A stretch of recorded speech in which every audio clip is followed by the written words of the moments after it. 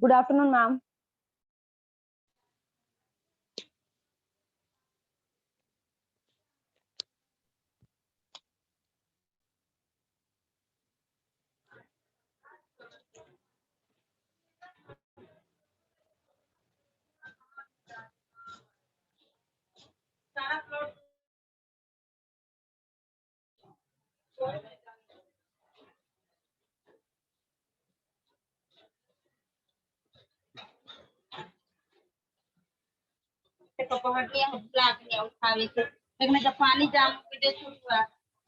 अब मैं कुछ नहीं करता।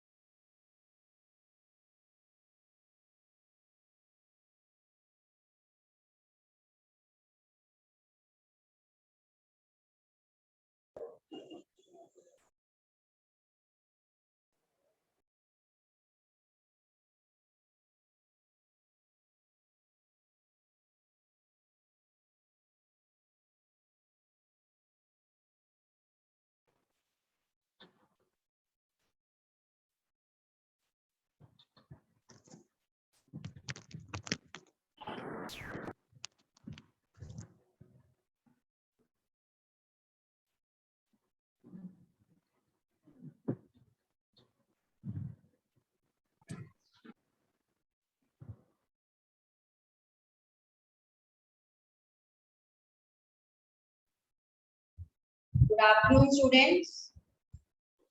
Good afternoon, ma'am. Everyone is requested to please rename yourself. I don't want to take the names. Those who have not written either CSC, mechanical, in whichever course you are, please rename yourself.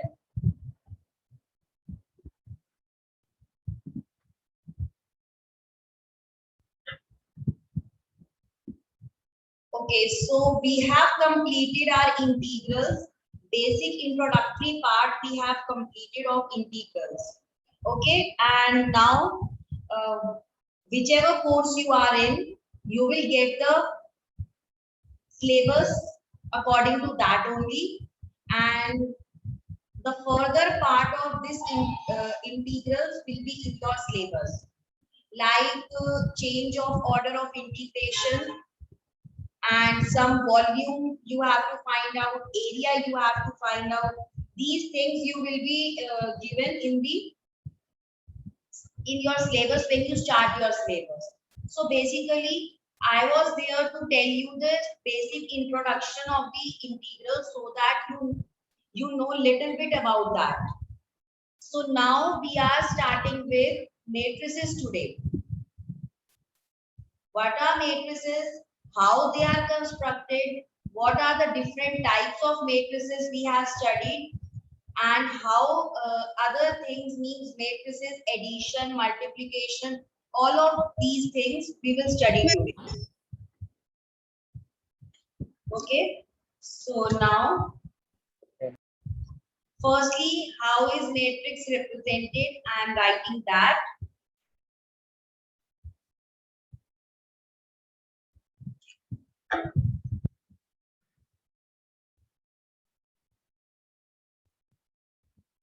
ठीक है, matrices आपके कैसे होते हैं? आप simple एक representation करते हो, A11, A12 so on to A1n.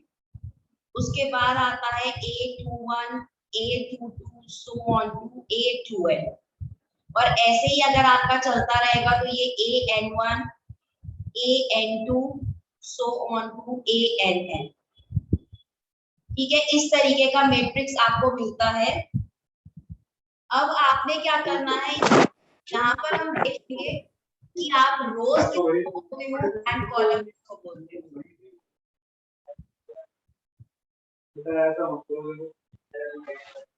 Yes or no? Any doubt? Ma'am voice clear नहीं आ रही। Okay, okay.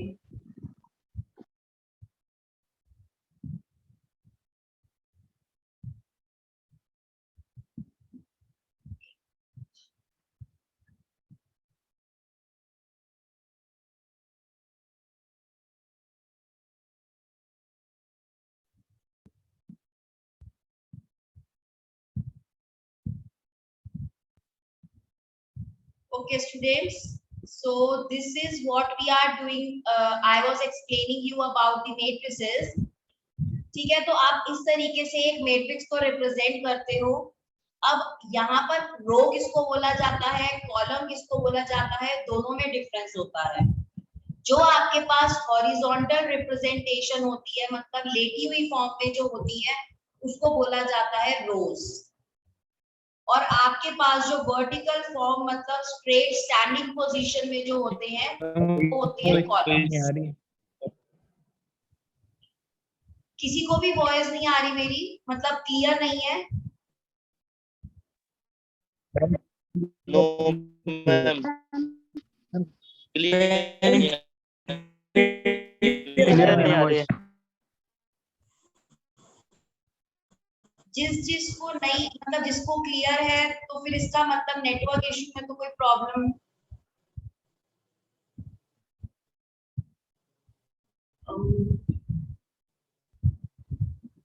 मैम मे भी नेटवर्क इशू है। ओके, लेट मी चेक आपके में आपका नेटवर्क इशू है कुछ। ओके, मैं एक बार दोबारा से चेक कर लेती हूँ।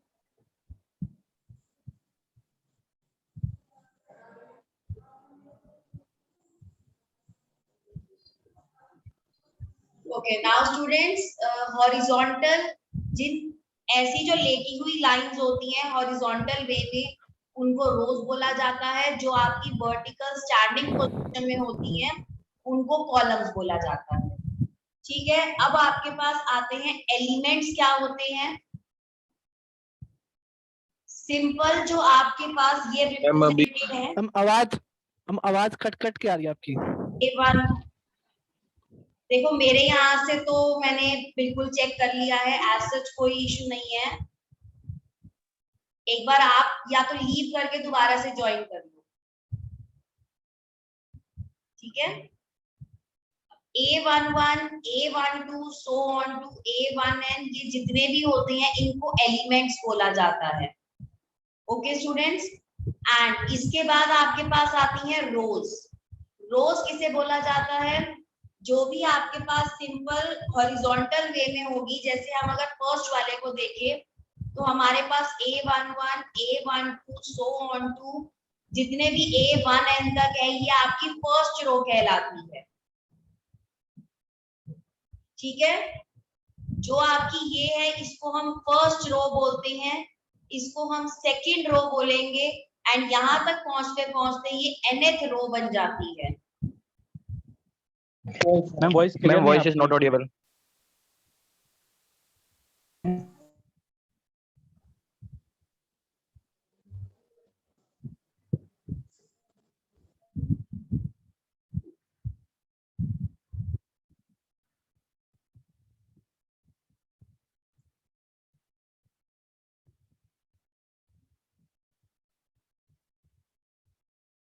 रीसेट विंडो कोई नहीं खुली हुई मेरे इसमें, सिर्फ एक जूम खुला हुआ है।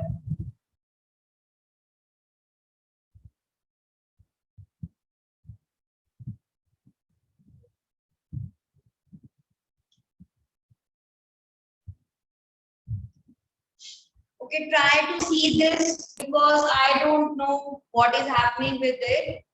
Try to see this only with what whichever thing I am writing here. Please see that. Okay. Next आपके पास आते हैं कॉलम्स। ठीक है, कॉलम्स क्या है?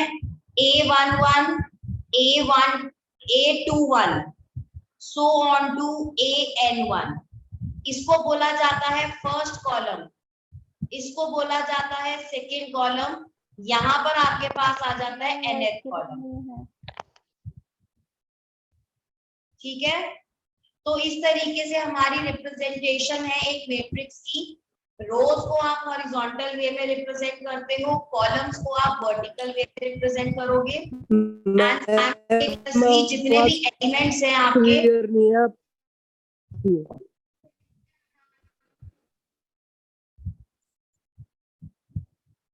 ठीक है, जितने भी आपके ये एलिमेंट्स होते हैं अंदर के जो भी आपके नंबर्स आपको गिवन है उनको एलिमेंट्स बोला जाता है।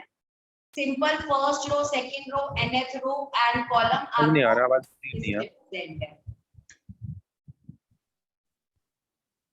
Okay, so now order of a matrix.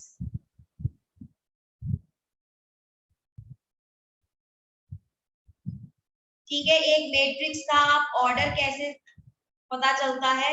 m cross n का अगर मैट्रिक्स है आपके पास,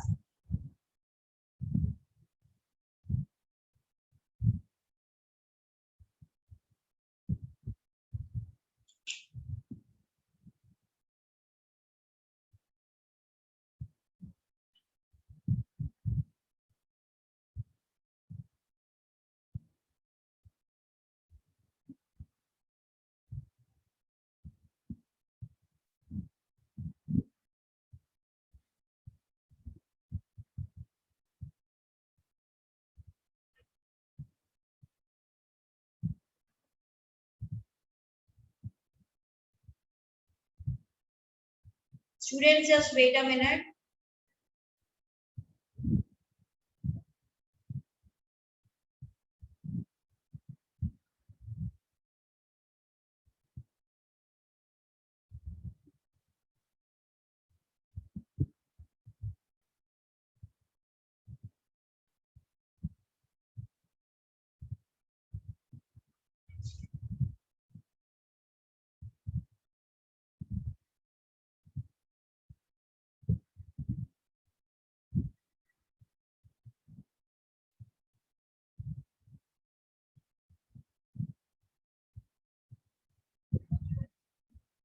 Yes, students, now is it clear? Yes, ma'am. Yes, ma'am. Okay.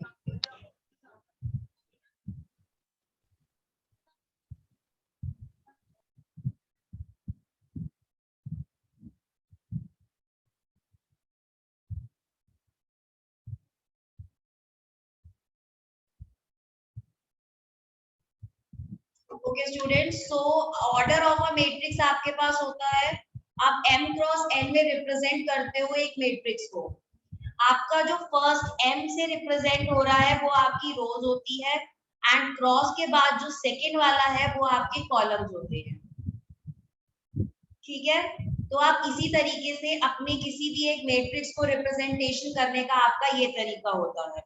सबसे पहले आपके पास रोज आएंगी और उसके बाद आपके पास कॉलम्स आते हैं। ठीक है, अब हम नेक्स्ट करेंगे types of a matrix.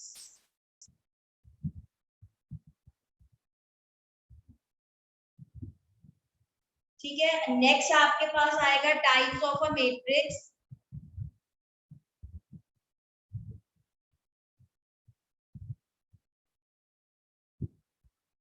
First matrix है आपके पास स्क्वायर मैट्रिक्स। ठीक है, एक स्क्वायर मैट्रिक्स को हम रिप्रेजेंट कैसे करते हैं? सिंपल, आपकी n क्रॉस n की फॉर्म में जो होता है वो स्क्वायर मैट्रिक्स होता है।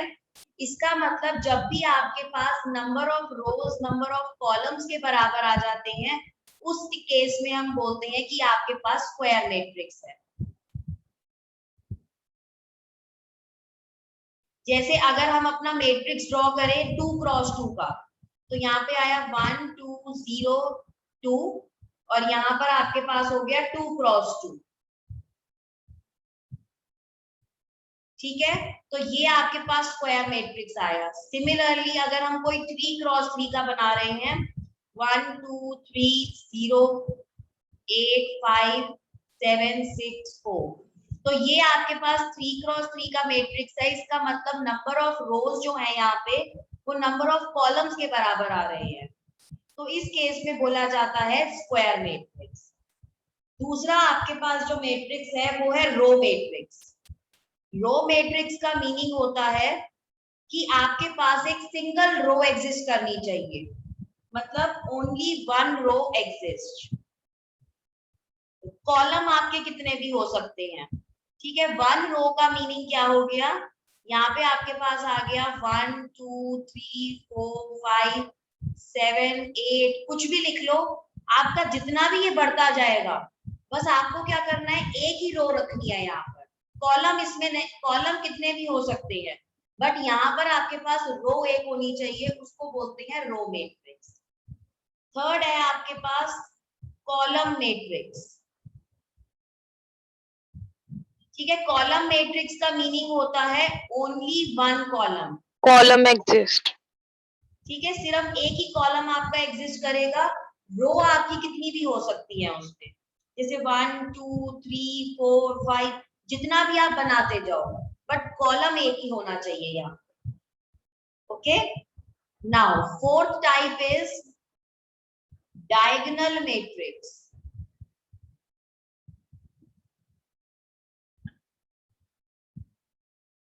डायगोनल मैट्रिक्स होती है आपके पास जो ऊपर के एलिमेंट्स हैं और जो नीचे के एलिमेंट्स हैं वो बिल्कुल जीरो के बराबर होंगे, और जो आपके पास ये डायगोनल बनता है यहाँ पे, वहां पर आपका कोई ना कोई नंबर एग्जिस्ट करेगा, जैसे 2 0 0 0 1 0 0 0 3। सपोज हमने ये बना लिया, तो यहाँ पर ये टर्म तीनों जीरो हो जाएंगे और ये वाले भी तीनों जीरो हो जाएंगे। लेकिन ये जो आपका डायगोनल बचेगा, यहाँ पर आपके पास कोई भी एलिमेंट एग्जिस्ट कर सकता है इस डायगोनल पर। जरूरी नहीं है 2 1 3 आए, 100 लिख लो, 100 200 300, जितना भी एलिमेंट आ जाए हमें उससे मतलब नहीं है, लेकिन बाकी ये वाले 3 एलिमेंट्स और ये 3 एलिमेंट जीरो होने चाहिए, बस इसी डायगोनल पे एग्जिस्ट करेगा, तभी हम उसको डायगोनल मैट्रिक्स बोलेंगे। Now fifth one is scalar matrix. Scalar matrix का मीनिंग है वो एग्जैक्टली सेम डायगोनल मैट्रिक्स की तरह ही होता है, लेकिन जैसे आपके पास ये 3 क्रॉस 3 है, तो जीरो नहीं होती बट वैल्यूज तो आपके अलग अलग आ भी सकते हैं, नहीं आए तो कोई बात नहीं, लेकिन इसे डायगोनल तो आप बोलोगे। लेकिन स्केलर में क्या होता है, अगर आपके पास 2 आ रहा है तो वो पूरे डायगोनल पर एक ही नंबर एग्जिस्ट करना चाहिए, विच इज 2। अगर आपका 3 है तो पूरे डायगोनल पे 3 होना चाहिए, 4 है तो पूरे डायगोनल पे 4 होना चाहिए, मतलब एग्जैक्टली सेम एलिमेंट आपका होना चाहिए स्केलर मैट्रिक्स में, ठीक है। 6 है आपके पास यूनिट और आइडेंटिटी मैट्रिक्स।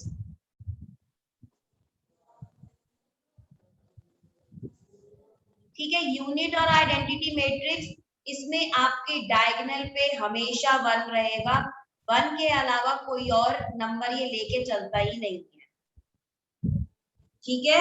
आइडेंटिटी मैट्रिक्स में आपका हमेशा डायगोनल पर 1 होगा, उसके अलावा कोई और नंबर एग्जिस्ट नहीं कर सकता यहाँ पर। तो डायगोनल मैट्रिक्स में क्या होगा, डायगोनल पे कोई भी एलिमेंट आ जाए।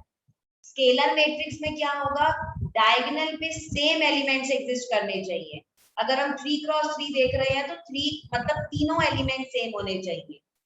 यूनिट और आइडेंटिटी मैट्रिक्स का मीनिंग है डायगोनल पे आपका 1 आना चाहिए, सिर्फ और सिर्फ 1 आना चाहिए। अगर कोई और एलिमेंट आ गया तो हम उसको यूनिट या आइडेंटिटी मैट्रिक्स नहीं बोल पाएंगे। 7th है जीरो और नल मैट्रिक्स, ठीक है। जीरो और नल मैट्रिक्स का मीनिंग है चाहे आप कितने क्रॉस कितने का भी ले लो अपना मैट्रिक्स, ये हमेशा जीरो रहेगा, इसकी सारी एलिमेंट्स जो होते हैं वो जीरो के बराबर होते हैं नल या जीरो मैट्रिक्स में। सारे एलिमेंट जब आपके पास जीरो दिख जाए तो आप इजीली बोल सकते हो कि ये जीरो मैट्रिक्स है, या फिर आप उसको बोल सकते हो कि ये नल मैट्रिक्स है। 8 है आपके पास कंपेरेबल मैट्रिक्स। ठीक है, कंपेरेबल मैट्रिक्स क्या होता है, ये आपके सेम ऑर्डर के एग्जिस्ट करने चाहिए। जैसे मैं अगर यहाँ पर कोई एलिमेंट लूं 2 4 1 0 0 3, अगर यहाँ पर हमारे पास 2 क्रॉस 3 का एलिमेंट है, मतलब मैट्रिक्स है, तो हमारा यहाँ वाला मैट्रिक्स भी 2 क्रॉस 3 का होना चाहिए, तभी आप कंपेयर कर पाओगे। अगर आपका मैट्रिक्स जो है वो उसका ऑर्डर चेंज हो गया तो वो दोनों मैट्रिक्स तो आप कंपेयर कर ही नहीं पाओगे। ठीक है, तो यहाँ पर हो गया x y z 0 1 3, ये भी आपका 2 क्रॉस 3 का है। अब इन दोनों को कंपेयर करना इजी हो जाएगा आपके लिए, क्योंकि दोनों का साइज बराबर है। यहाँ पे 9th है आपके पास इक्वल मैट्रिक्स। इक्वल मैट्रिक्स होता है जहां पे आपके पास साइज सेम होगा, तभी आप उन दोनों को बराबर रखोगे। PQR STU, ये 2 क्रॉस 3 का हो गया, तो यहाँ पे आ गया 2 7 3 9 5 8। इस तरीके से दोनों आपके पास 2 क्रॉस 3 के हैं, तो इसीलिए आपने इन दोनों को क्या किया, इक्वल रख लिया, और यहाँ से आपके पास आंसर आता जाएगा। P की वैल्यू 2 आ गई, Q की 3 आ गई, R की 5 आ गई, और इसी तरीके से आप करते रहो। तो एक तरीके से कंपेरेबल और इक्वल मैट्रिसेस जो है वो दोनों सेम होते हैं, दोनों का साइज बराबर होगा, तभी आप उन दोनों को इक्वल रख सकते हो। अगर दोनों का साइज इक्वल नहीं है तो आप बराबर नहीं रख पाओगे। मैम 8 जो है मैम कंपेरेबल, मैम ये जो है मैम इसे समझा दीजिए मैम दोबारा। मैम इसकी भी मैम x की वैल्यू 2 होगी और y की वैल्यू 1 और z की 0 होगा। जी मैम, ओके मैम। ठीक है, आप कंपेयर तभी कर पाओगे ना दोनों को। जैसे हम अपना ये लिखते थे x + 1 = ax + b, हमें पता है दोनों बराबर है, तो हम क्या करते थे, कंपेयर करके a की वैल्यू 1 और b की वैल्यू ऐसे निकालते थे। बिल्कुल सेम आपका इक्वल और कंपेरेबल मैट्रिक्स। ठीक है मैम, ठीक है, उसको बस हमने मैट्रिक्स में रिप्रेजेंट किया है, ये हमारी अलजेब्रिक एक्सप्रेशन। ठीक है मैम, ओके। सबको क्लियर हो गया ना ये? Yes ma'am. Yes ma'am. ठीक है, अब हम चलते हैं कि आप Yes, ma'am. दो मैट्रिसेस का एडिशन और मल्टीप्लिकेशन कैसे करते हो। तो सबसे पहले एडिशन देखते हैं। सिंपल आपको मैट्रिक्स गिवन है,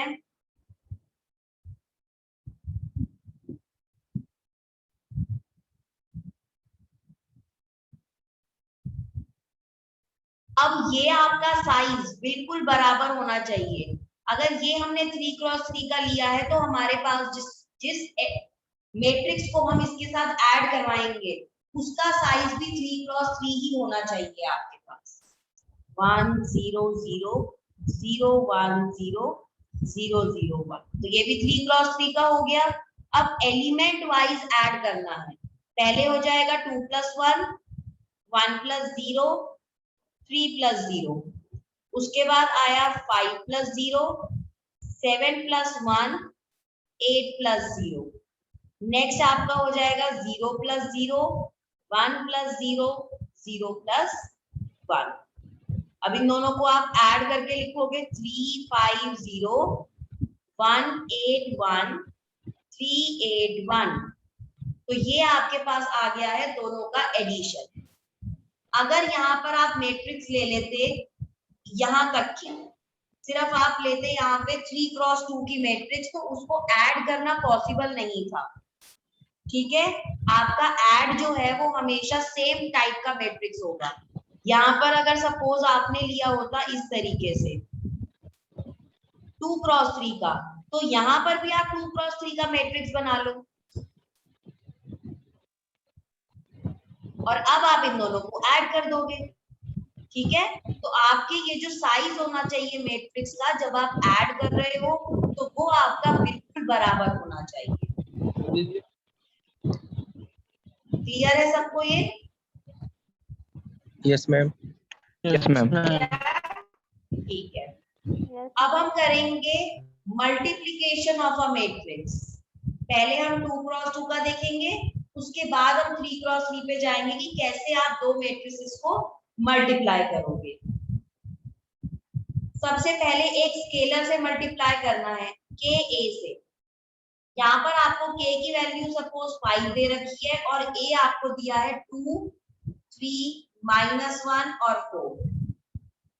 ठीक है, तो यहाँ पर आपने क्या करना है, इस 5 को सारे एलिमेंट से मल्टीप्लाई करना है। पहले 5 को 2 से, फिर 5 को 3 से, 5 को हमने -1 से करा, देन 5 को 4 से करेंगे और ऐसे ही आपके पास आंसर आ जाएगा 10, 15, -5 और 20। ठीक है, आपके पास जो भी स्केलर एक मैट्रिक्स के बाहर आपको गिवन होगा, आपने जितने भी एलिमेंट्स आपके पास मैट्रिक्स में लाए कर रहे हैं, उस कांस्टेंट नंबर से आपको सारे एलिमेंट्स को मल्टीप्लाई करना है मैट्रिक्स के अंदर। ये आपका होता है सिंपल मल्टीप्लिकेशन। ठीक है, अब दो मैट्रिसेस की मल्टीप्लिकेशन कैसे होती है वो अभी हम बाद में सीखेंगे। अभी हमने एक स्केलर की मल्टीप्लिकेशन करी है मैट्रिक्स के साथ।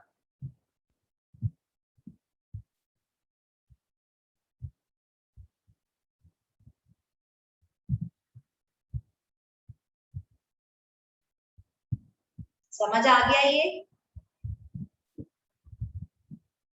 Yes, ma'am. अब हमारे पास जो थर्ड टाइप है वो है नेगेटिव ऑफ अ मैट्रिक्स। कैसे फाइंड करेंगे?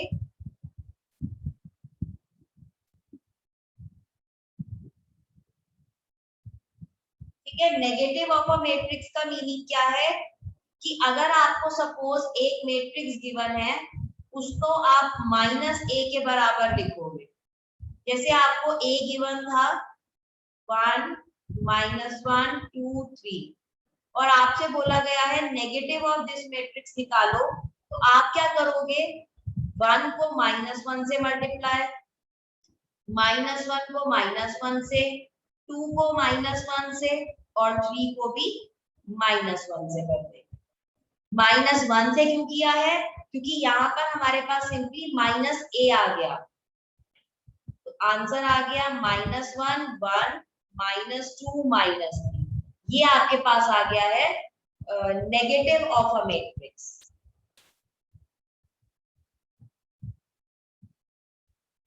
Okay students? Okay, ma'am. जी मैम। Yes ma'am. ठीक है, नेक्स्ट है आपके पास डिफरेंस ऑफ टू मैट्रिसेस।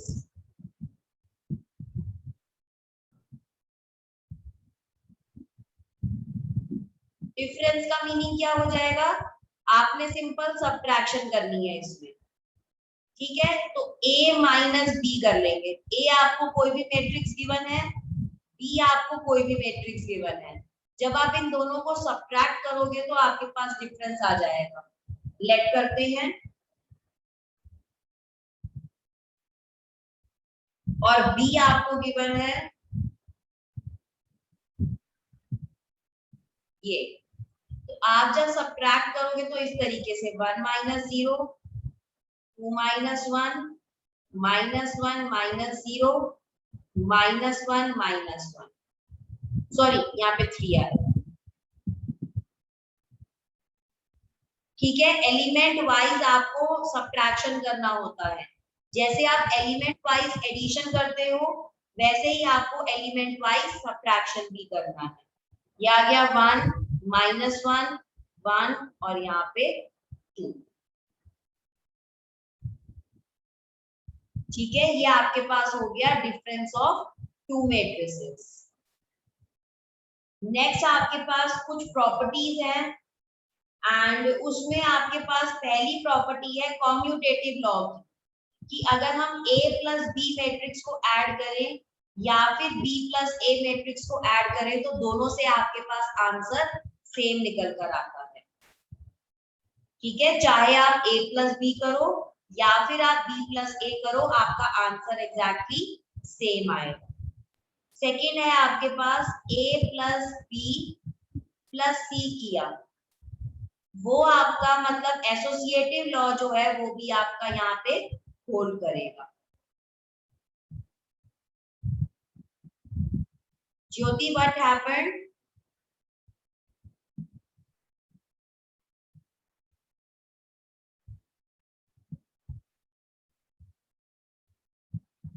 ठीक है, ये आपका जो सेकंड है वो आपका एसोसिएटिव लॉ है।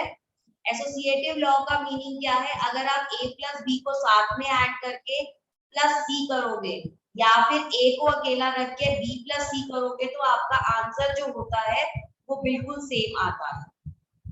अब थर्ड प्रॉपर्टी आपके पास है एडिटिव आइडेंटिटी। एडिटिव आइडेंटिटी का मीनिंग है हम a के साथ अगर एक नल मैट्रिक्स को ऐड कराएंगे तो वापस हमें a मिलता है। ठीक है, ये तो आपका ट्रू है। ऐसा क्यों है? क्योंकि अगर आपने एक कोई भी मैट्रिक्स लिया, उस मैट्रिक्स में अगर आप 0 0 0 ऐड करोगे तो वापस आपके पास वही मैट्रिक्स मिल जाएगा।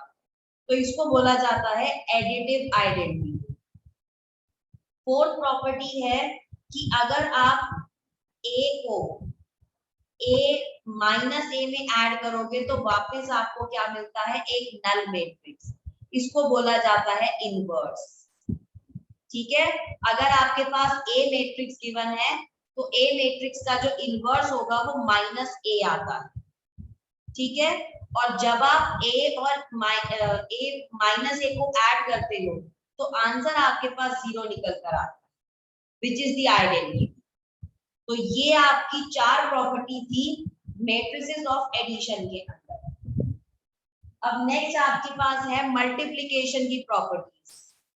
ठीक है, आपने k कोई भी एक कांस्टेंट लिया है और यहाँ पे a प्लस b लिया है, तो ये आपका k जो है वो मैट्रिक्स a से भी मल्टीप्लाई होगा और k आपका मैट्रिक्स b से भी मल्टीप्लाई होगा। दोनों से मल्टीप्लाई करना जरूरी है। ये नहीं कि आपने k को सिर्फ a से मल्टीप्लाई करा और plus b as it is लिख दिया, तो वो आपका गलत हो जाएगा। इसीलिए आपको प्रॉपर्टी बताई जा रही है कि आपने इस तरीके को याद रखना है कि हाँ k को दोनों से ही मल्टीप्लाई करना होगा। जैसे आप अपनी अलजेब्रिक इक्वेशंस को सॉल्व करते थे, बिल्कुल सेम आपने मैट्रिसेस के साथ भी वही करना है। मैम अगर हम a प्लस b को पहले प्लस कर लें फिर उसके बाद कैसे मल्टीप्लाई करें तो फिर गलत हो जाएगा? नहीं, वो भी आपका सही है। आप पहले a प्लस बी करो, उसके बाद आप मल्टीप्लिकेशन करो, वो भी करेक्ट होगा। जी। ठीक है, अब यहाँ पे आपके पास k प्लस l और मल्टीप्लाई में a है यहाँ पर, तो ये प्रॉपर्टी आपको मिलती है k a plus l a। ये प्रॉपर्टी इसीलिए बताई जा रही है क्योंकि अगर सिचुएशन के अकॉर्डिंग आपका एमसीक्यू पेपर होता है तो उसमें आपको डायरेक्टली वो क्या करते हैं, प्रॉपर्टीज दे देते हैं और आपको बतानी होती है कि इन 4 ऑप्शन में से कौन सी प्रॉपर्टी आपकी करेक्ट है। तो बेसिकली उससे आपको ये बताई जाती है प्रॉपर्टीज, क्योंकि उसमें डायरेक्टली आपकी वो 4 लिख के दे देंगे, तो आपको पता होना चाहिए कि कौन सी उसमें से करेक्ट होती है। ठीक है, तो ये आपके पास 2 ही प्रॉपर्टी एग्जिस्ट करती हैं scalar multiplication of a matrix में। अब नेक्स्ट हमारे पास है कि हम मल्टीप्लिकेशन कैसे करते हैं 2 मैट्रिसेस। यहाँ तक सबको क्लियर है? Yes, ma'am. Yes, ma'am. Yes ma'am. Very good. हाँ जी, मैट्रिक्स इंटीग्रल के क्वेश्चंस दिए थे आपको, किसके स्टूडेंट ने सॉल्व किया है? मैम आई मैम एक आधी हुआ है मैम। क्यों, बाकी क्यों मैम, नहीं हुए सारे हो गए। आपसे? मैम 2 क्वेश्चन हुआ मैम। प्राइवेट है गवर्नमेंट आंसर फाइंड हो गए थे? मेरे से करेक्टर मांग रहा मैं। Yes, ma'am. अरे बात पूछा तो ये बात करा दी इसके भी बात तो बात करेक्टर बोलो। ओके, अगर आपको कुछ भी डाउट है किसी भी क्वेश्चन में तो आप पूछ लो अभी। मैम थर्ड क्वेश्चन बता दीजिए। एक बार आप मुझे क्वेश्चन बताना, 1 मिनट आप सारे म्यूट कर लो, मैं आपकी अटेंडेंस ले लेती हूँ, फिर आप मुझे क्वेश्चन बता देना, ठीक है?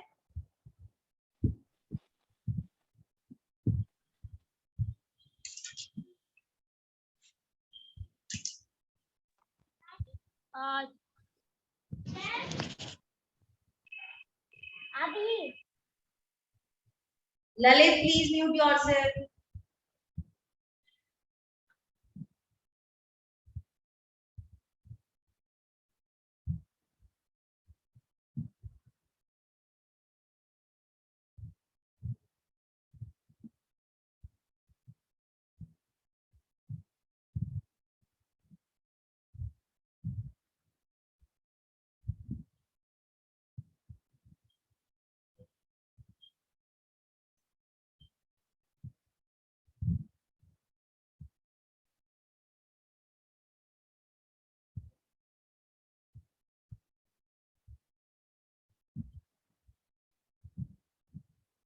यस स्टूडेंट्स, कौन सा क्वेश्चन था थर्ड वाला, एक बार बताना, मैं लिखती हूँ और फिर सॉल्व करेंगे हम।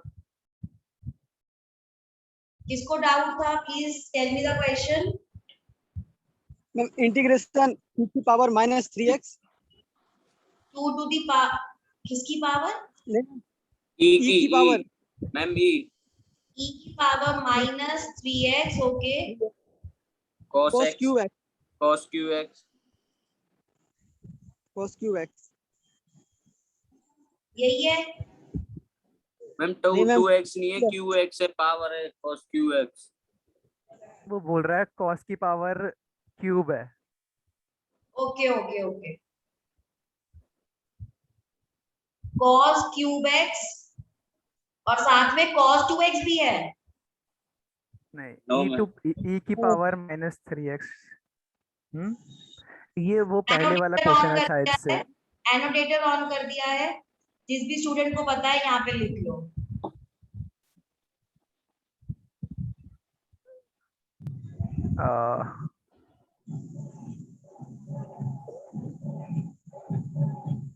अरे यार एक बंदा कर लो। भाई क्या कर रहे हो? कोई भी एक। भाई कोई एक कर लो। क्या कर रहा है भाई? और जो फोन पे वो मत करो। Power -3x cos cube x, ये है क्वेश्चन। हाँ ये आपने दिया था ना पिछली बार, तो ये हुआ नहीं था सही से, मतलब वो। हाँ ये है ठीक है, ये है। ओके।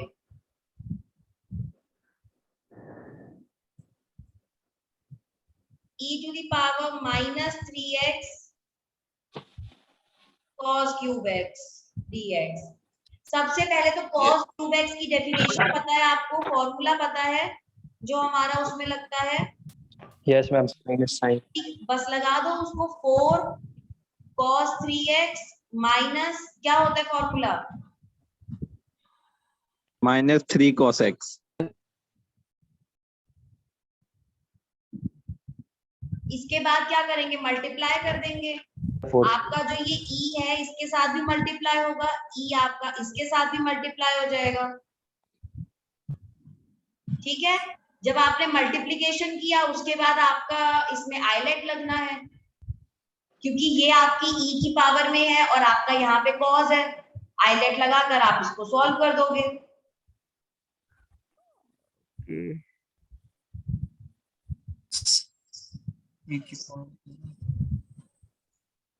हम ये cos क्यूब के बदले ये रखना जरूरी है क्या? तो उसके अलावा फिर किसी और तरीके से सॉल्व नहीं हो सकता आपका। आपको पहले ये जो क्यूब वाली टर्म है इसको रिड्यूस करना ही पड़ेगा, बिना इसको रिड्यूस करे आप कैसे अपना आंसर फाइंड करोगे?